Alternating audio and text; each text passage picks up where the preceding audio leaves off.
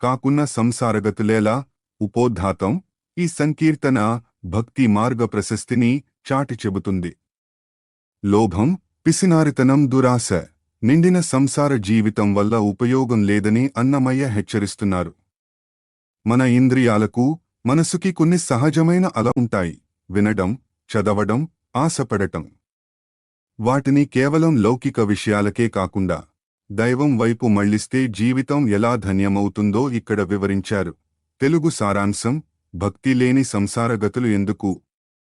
లోకాన్ని పీడించే లోభ గుణాలు ఎందుకు? వినాలంటే విష్ణు కీర్తనను వినాలి. అదే నిజమైన వేదాంతం. ఏదైనా చదవాలంటే ఆ కృష్ణుని నామాన్ని చదవాలి. అదే సకల శాస్త్రాల సారం. నిద్రపోవాలంటే ఆ స్వామికి హృదయాన్ని సమర్పించి యోగ నిద్రలో మునిగిపోవాలి. దేనిపైనైనా ఆశ ఉండాలంటే అది వెంకటేశ్వరుని కృపపైనే ఉండాలి. వైభవం కావాలంటే వైష్ణవ సేవలోనే పొందాలి. English summary. In this philosophical song, Annamaya questions the worth of a worldly life driven by greed and devoid of devotion. He redefines daily activities through a spiritual lens. True listening is hearing the glories of Vishnu. True learning is chanting his names, and true sleep is surrendering one's heart to the Lord in a state of yoga nidra. He concludes that longing should only be for the grace of Lord Venkateshwar, and true glory lies in serving the devotees of the Lord. వివరణాత్మక విశ్లేషణ. పల్లవి కాకున్న సంసారగతులేలా, లోకకంటకములగు లోభంబులేలా. భావము: భగవద్భక్తి లేని ఈ సంసారపు పోకడలు ఎందుకు? లోకానికి కంటకము, ముల్లు వంటివైన ఈ దురాశలు, లోభ గుణాలు ఎందుకు? వివరణ: భక్తి లేని తం అర్ధరహితమని, అది కేవలం బంధనాలను, బాధలను మాత్రమే మిగిలిస్తుందని అన్నమయ్య పల్లవిలో స్పష్టం చేశారు. చరణం 1. వినికి గనవలసినను విష్ణుకీర్తన చెవికి వినికి చేసిన నదియే వేదాంత బోధ. మనికి గనవలసినను మధువైరిపై భక్తి, ఉనికి ప్రాణులకు బ్రహ్మోపదేశంబు. భావము: ఒకవేళ ఏదైనా వినాలనే కోరిక ఉంటే విష్ణుమూర్తి కీర్తనలను వినండి. అదే నిజమైన వేదాంత బోధ. లోకంలో బ్రతకడం మనికి అంటే మధువైరి విష్ణువు పై భక్తితో ఉండటమే. ఆ భక్తి కలిగి ఉండటమే ప్రాణులకు అసలైన బ్రహ్మోపదేశం. వివరణ: శ్రవణం, వినడం ద్వారా జ్ఞానం కలుగుతుంది. అది విష్ణు కీర్తన అయితే నేరుగా మోక్ష మార్గానికి తీసుకువెళ్తుందని ఇక్కడ అంతరార్థం. చరణం 2. చదువు గనవలసినను సౌరినామము దిరుగా, చదువుటే సకల శాస్త్రముల సమ్మతము. నిదుర గనవలసినను నీరజాక్షునికి తన హృదయ సమర్పణ సేయుటిది యోగనిదురా. భావము: ఏదైనా చదవాలనిపిస్తే ఆ కృష్ణుని, సౌరి నామాలను పదే పదే చదవండి. అదే అన్ని శాస్త్రాల సారం. నిద్రపోవాలనుకుంటే ఆ స్వామికి హృదయాన్ని పూర్తిగా అర్పించి నిద్రపోండి. దాన్నే యోగనిద్ర అంటారు. వివరణ: లౌకిక చదువుల కంటే భగవంతుని నామస్మరణ గొప్పదని, నిద్ర కూడా భగవంతుని ధ్యానంలో ఉంటే అది ఒక యోగ సాధన అవుతుందని అన్నమయ్య అద్భుతంగా చెప్పారు. చరణం 3. ఆసవలసిన వెంకటాధీశ్వరుని కృపకు నాససేయుటే పరమానంద సుఖము. వాసి గనవలసినను వైష్ణవాగారంబు, వాసిసేయుట తనకు వైభవస్ఫురణ. భావము: దేనినైనా ఆశించాల్సి వస్తే వెంకటాధీశ్వరుని కృప కోసం ఆశించండి. అదే నిజమైన పరమానందం. లోకంలో పేరు ప్రఖ్యాతులు, వాసి కావాలంటే విష్ణు భక్తుల నిలయాలలో వైష్ణవాగారంబు సేవ చేయండి. అదే అసలైన వైభవం. వివరణ: ప్రాపంచిక వస్తువుల మీద ఆశ దుఃఖాన్ని ఇస్తుంది, కాని దేవుని దయ మీద ఆశ ముక్తిని ఇస్తుంది. భక్తుల సేవయే భగవంతుని సేవ అని అన్నమయ్య ముగించారు. తాత్విక విశ్లేషణ. ఈ కీర్తన కర్మయోగం యొక్క సారాంశం. లక్ష్యశుద్ధి. మనం చేసే పనులు మారనక్కర్లేదు, ఆ పనుల వెనుక ఉన్న ఉద్దేశ్యం, టార్గెట్ మారాలి. వినడం, చదవడం వంటి సామాన్య క్రియలను భగవంతునితో ముడిపెట్టడమే ఆధ్యాత్మికత. లోభ నిరసన. స్వార్థం లేదా లోభం అనేది మనిషిని బంధిస్తుంది. దాన్ని వదిలి భక్తిని పెంచుకోవాలని సందేశం. సమర్పణ భావం. నిద్రను కూడా యోగనిద్రగా మార్చుకోమన్న అన్నమయ్య సూచన. మన ప్రతి శ్వాస స్వామికి అంకితం కావాలని చెబుతోంది. జీవుడెంతటివాడు చిత్తమెంతటిది. ఉపోద్ఘాతం ఈ సంకీర్తన ఆధ్యాత్మిక నిస్సహాయతను మరియు శరణాగతి ఆవశ్యకతను తెలియజేస్తుంది. జీవుడు తన అహంకారంతో ఏవేవో సాధించాలనుకుంటాడు కాని అతని చిత్తం, మనసు, పడే పాట్లు, అతన్ని చుట్టుముట్టే ఆశ, మోహం ముందు అతను ఎంత అల్పుడో అన్నమయ్య ఇక్కడ వివరిస్తున్నారు. తెలుగు సారాంశం: అసలు ఈ జీవుడు ఎంతటివాడు? అతని మనసు ఎంతటిది? దైవికమైన కర్మను దాటడానికి వాడు ఎంతటివాడు? విడిచిపోని ఆశలు విజ్ఞానాన్ని దాటి ప్రవహిస్తుంటే వివేకం ఎక్కడ ఉంటుంది? మొండిదైన మోహం పరమార్థ చింతనను మెడపట్టి బయటకు నెట్టేస్తుంటే ఇక తెలివి ఎందుకు? కోపం, బంధం అనేవి మనిషిని దయకు, సహనానికి దూరం చేస్తున్నాయి. చంచలమైన ఆత్మ, అంతరాత్మను, దేవుడిని గుర్తించనివ్వడం లేదు. శ్రీ వెంకటేశ్వరుని కరుణ తప్ప ఈ మాయను గెలవడానికి మరో మార్గం లేదు. English summary: in this philosophical hymn, Annamaya explores the limitations of a human being, Jiva, against the overwhelming power of destiny and desire. He asks, how significant is a person or their mind when faced with divine will? He notes that unyielding desires overshadow wisdom, and powerful delusions push aside spiritual goals. Anger and worldly attachments silence the voice of compassion. Ultimately, the poet concludes that the restless soul cannot realize the indweller, Antaryami, without the grace of Lord Venkateshwar, which is the only way to overcome these internal foes. వివరణాత్మక విశ్లేషణ: పల్లవి జీవుడెంతటివాడు చిత్తమెంతటిది తన దైవికము గడవనెంతటివాడు దాను. భావము: ఈ జీవుడు ఎంత అల్పుడు? వాని మనసు ఎంతటిది? దైవ నిర్ణయాన్ని, ప్రారబ్ధ కర్మను దాటడానికి వాడు ఎంతటి సమర్థుడు? లేడని భావం. వివరణ: మనిషి తనను తాను గొప్పగా ఊహించుకుంటాడు కాని ప్రకృతి మరియు దైవ నిర్ణయం ముందు అతను చాలా చిన్నవాడని అన్నమయ్య మొదటి పంక్తిలోనే స్పష్టం చేశారు. చరణం 1: విడిచిపోవని యాస విజ్ఞానవాసనల గడచి మున్నాడే నెక్కడి వివేకములు ఉడుగనియని మోహముబ్బి పరమార్థముల మెడవట్టి నూకే నేమిటికింక నెరుక. భావము: మనల్ని విడిచిపోని ఆశలు, మనలో ఉండవలసిన విజ్ఞాన సంస్కారాలను, వాసనలు దాటి ప్రవహిస్తున్నాయి. అలాంటప్పుడు వివేకం ఎక్కడ ఉంటుంది? తగ్గని మోహం పెరిగిపోయి పరమార్థ చింతనను, ఆధ్యాత్మికతను మెడపట్టి బయటకు తోసేస్తోంది. ఇక చదువుకున్న తెలివి ఎందుకు? వివరణ: ఆశ మరియు మోహం అనేవి వివేకాన్ని ఎలా హరిస్తాయో ఇక్కడ నూకే, మెడపట్టి బయటకు గెంటివేయడం అనే శక్తివంతమైన పదప్రయోగంతో వివరించారు. చరణం 2: పాయనీయని మహాబంధ మధ్యాత్మతో రాయడికి దొడగె సైరణలేల కలుగు మాయనీయని కోపమహిమ కరుణామతిని వాయత్తనీయదెవ్వరికి జెప్పుదము.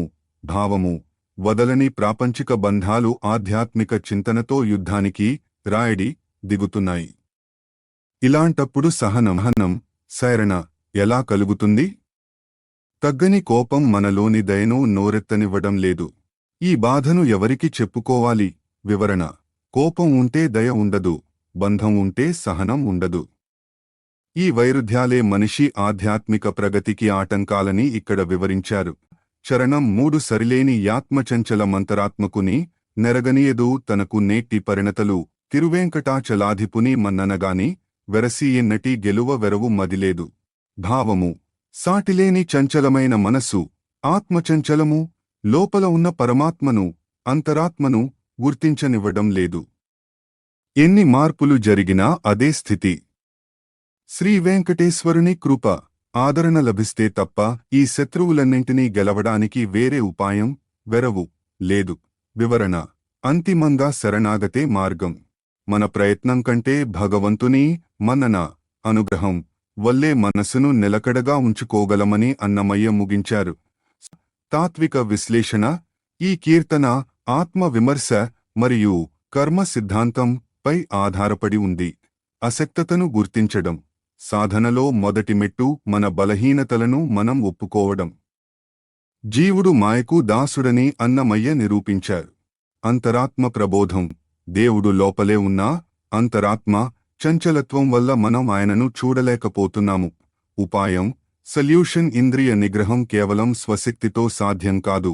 దానికి వెంకటేశ్వరుని దయ తోడవ్వాలి. ఏమి గలదిందు నెంత పెనగిన వృధా. ఉపోద్ఘాతం ఈ సంకీర్తన వైరాగ్య చింతనను కలిగిస్తుంది.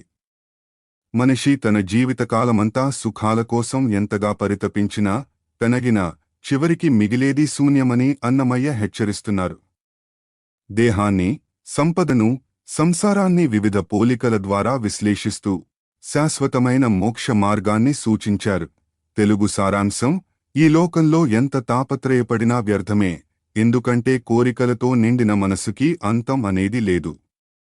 జీవితం వత్తిలోని నూనెలా కరిగిపోయేది, దేహం విత్తుమీదిద పొట్టులాంటిది. ప్రాపంచిక బంధాలలోని సుఖం కేవలం భ్రమ మాత్రమే.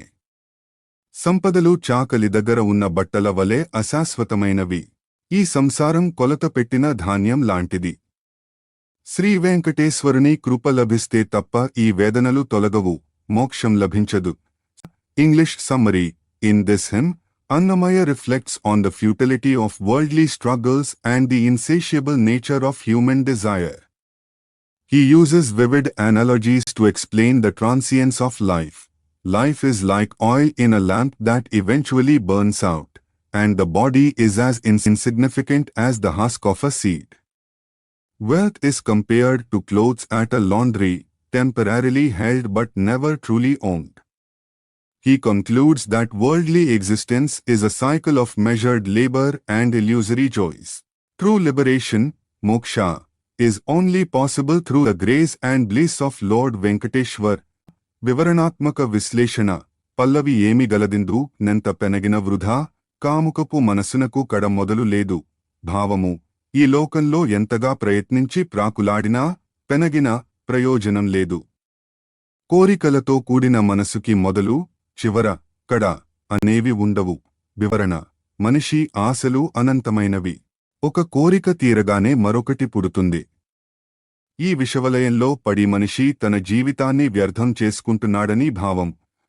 చరణం 1: వత్తిలోపలి నూనె వంటిది జీవనము, విత్తుమీదటి పొల్లు విధము దేహంబు, బత్తిసేయుట ఏమి పాసిపోవుట ఏమి, పొత్తుల సుఖంబులకు పొరలుటలుగాక.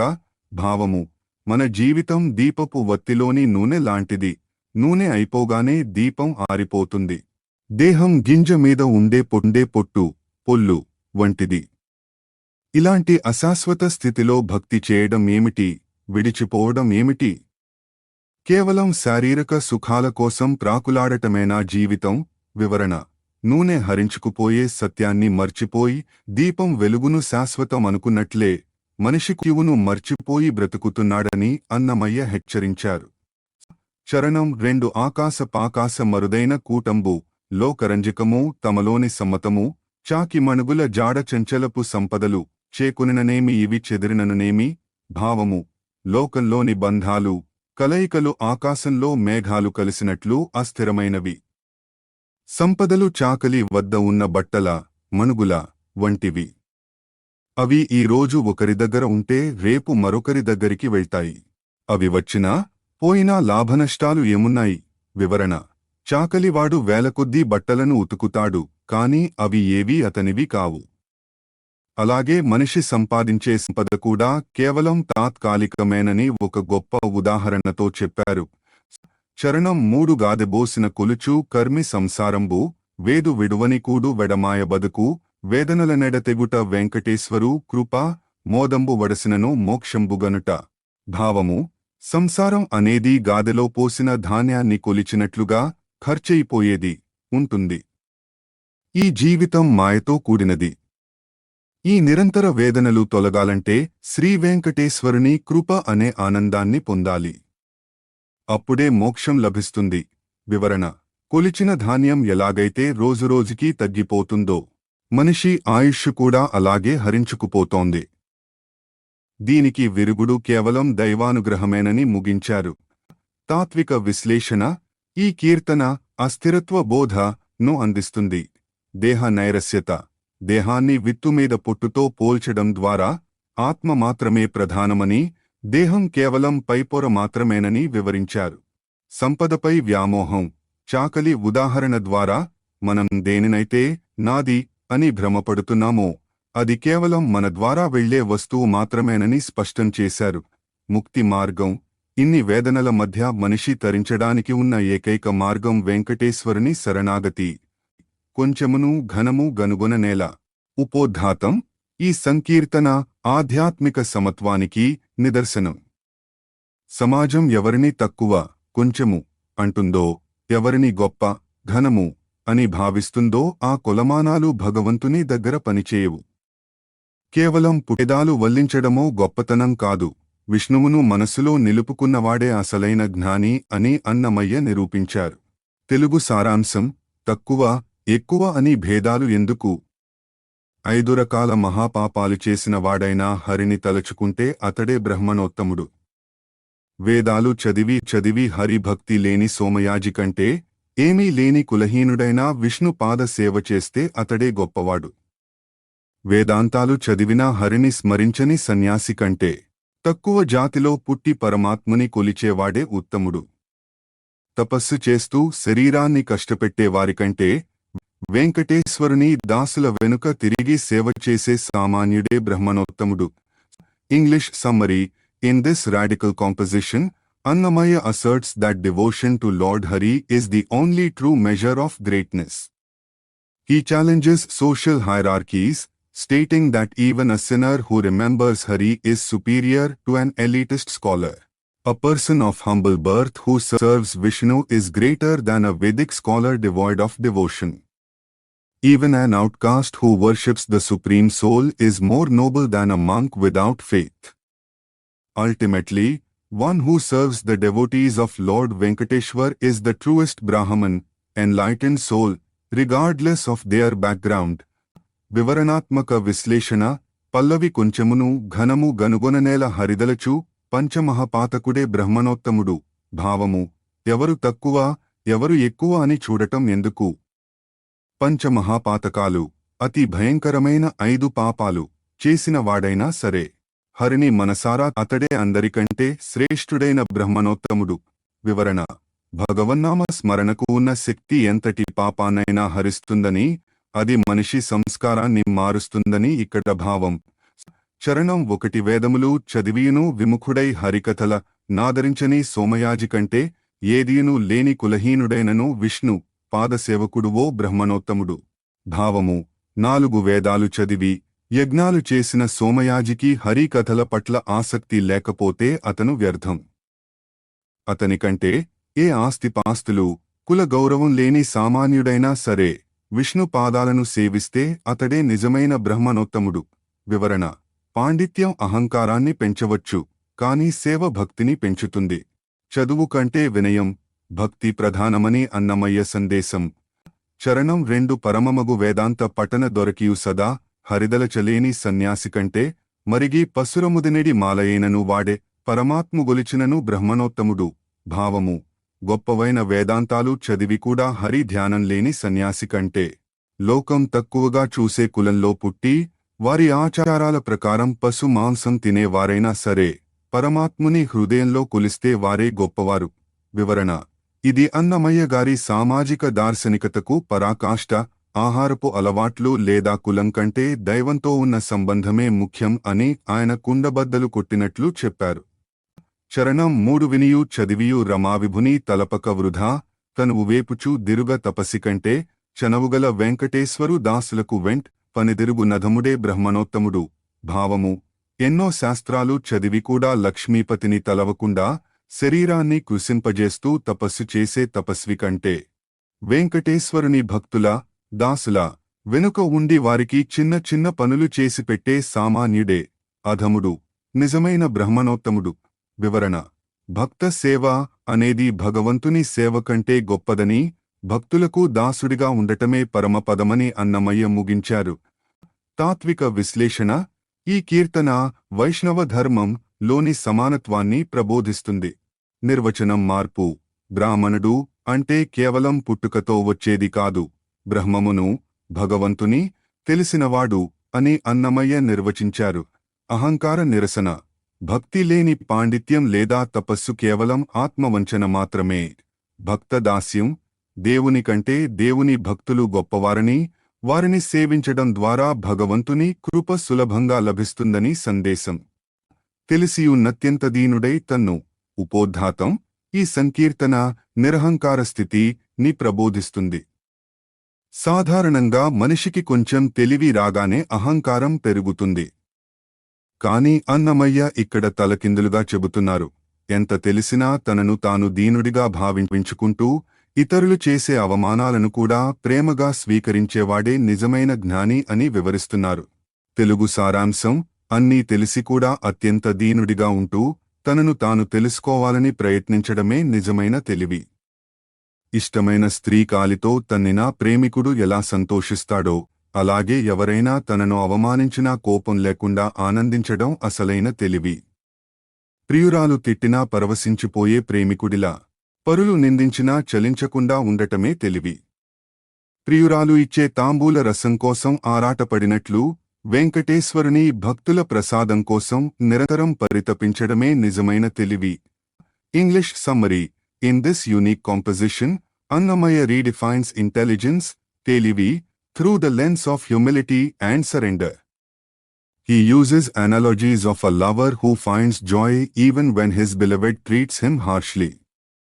He argues that true wisdom lies in remaining calm and joyful even when insulted by others, much like a lover who enjoys the rebukes of his beloved. Finally, he concludes that just as a lover craves the remnants of his beloved's betel juice, a truly wise person should constantly yearn for the prasadam, consecrated remains, of Lord Venkateshwar's devotees. వివరణాత్మక విశ్లేషణ: పల్లవి తెలిసియున్నత్యంత దీనుడై తన్ను దెలియగ గోరేటి తెలివేపో తెలివి. భావము: సర్వమూ తెలిసి కూడా అత్యంత వినయంతో, దీనత్వంతో ఉంటూ తన నిజస్వరూపాన్ని, ఆత్మను తెలుసుకోవాలని ఆరాటపడే ప్రజ్ఞే అసలైన తెలివి. వివరణ: నేను అనే అహంకారాన్ని విడిచి ఆత్మజ్ఞానం కోసం పరితపించడమే ఉత్తమమైన తెలివి అని అన్నమయ్య ఇక్కడ నొక్కి చెప్పారు. చరణం 1: వలచిన సతీదన్ను వడిరగాలదన్నిన అలరి ఎట్లా నువ్వు నటువలనే, తల్కక ఎవ్వరుగాలదన్నినా మతిలోన అలుగక ముదమందు నదివో తెలివి. భావము: తాను ప్రేమించిన స్త్రీ కోపంతో కాలితో తన్నినా ఆ ప్రేమికుడు దానిని ఒక అలకగా భావించి ఎలా సంతోషిస్తాడో, అలాగే లోకంలో ఎవరైనా తనను తన్నినా లేదా అవమానించినా మనసులో బాధపడకుండా, కోపం తెచ్చుకోకుండా ఆనందంగా ఉండటమే నిజమైన తెలివి. వివరణ: అవమానాలను భగవంతుని పరీక్షగా లేదా ప్రసాదంగా భావించే స్థితప్రజ్ఞతను అన్నమయ్య ఇక్కడ కోరుకుంటున్నారు. చరణం 2: అరిది మోహపు వనిత ఆలిపై తిట్టిన నరవిరై చొక్కిన ఎటువలనే, పరులు దన్ను వెలుపల నిట్ల బలికిన ఆరలేక రతిజొక్కు నదివో తెలివి. భావము: మోహంతో ఉన్నప్పుడు ప్రియురాలు తిట్టినా ఆ మాటలను వింటూ పరవశించిపోయే ప్రేమికుడిలా, ఇతరులు తనను బయట నిందించినా లేదా కఠినంగా మాట్లాడినా ఏమాత్రం కలత చెందకుండా తన అంతరంగిక ఆనందంలో మునిగి ఉండటమే తెలివి. వివరణ: ఇతరుల విమర్శలు మనల్ని ప్రభావితం చేయనంత కాలం మనం జ్ఞానులమే అని అన్నమయ్య ఉద్దేశ్యం. చరణం 3: తనివోక ప్రియకాంత తమ్ములపు రసమాన ననయమును నటు గోరునటువలనే, తనర వెంకటపతి దాసుల ప్రసాదంబు అనసమును గొనగోరు నదివో తెలివి. భావము: ప్రియురాలు నమిలి ఇచ్చిన తాంబూల రసం, తమ్ములపు రసము కోసం ప్రేమికుడు ఎంతగా ఆరాటపడతాడో, అలాగే శ్రీవెంకటేశ్వరుని భక్తులు స్వీకరించిన ప్రసాదం, ఉచ్ఛిష్టం లేదా శేష ప్రసాదం కోసం నిరంతరం ఎదురుచూడటమే నిజమైన తెలివి. వివరణ: భగవంతుని కంటే భక్తులు గొప్పవారని, వారి అనుగ్రహం, ప్రసాదం కోసం పరితపించడమే పరమజ్ఞానమని అన్నమయ్య ముగించారు. తాత్విక విశ్లేషణ: ఈ కీర్తన మధుర భక్తి మరియు శరణాగతి కలయిక. అహంకార విసర్జన. జ్ఞానానికి మొదటి శత్రువు అహంకారం. దాన్ని వదిలితేనే తన్ను తాను, ఆత్మను తెలుసుకోవడం సాధ్యం. లౌకిక పోలికలు. అన్నమయ్య లోకం ప్రేమికుల చేష్టలను ఉదాహరణగా తీసుకుని భక్తుడు భగవంతుని పట్ల లేదా సమాజం పట్ల ఉండవలసిన సహనాన్ని వివరించారు. భక్త దాస్యం. దేవుని భక్తుల దగ్గర అత్యంత దీనంగా ఉండటం తక్కువతనం కాదు, అది గొప్ప తెలివి అని చాటి చెప్పారు.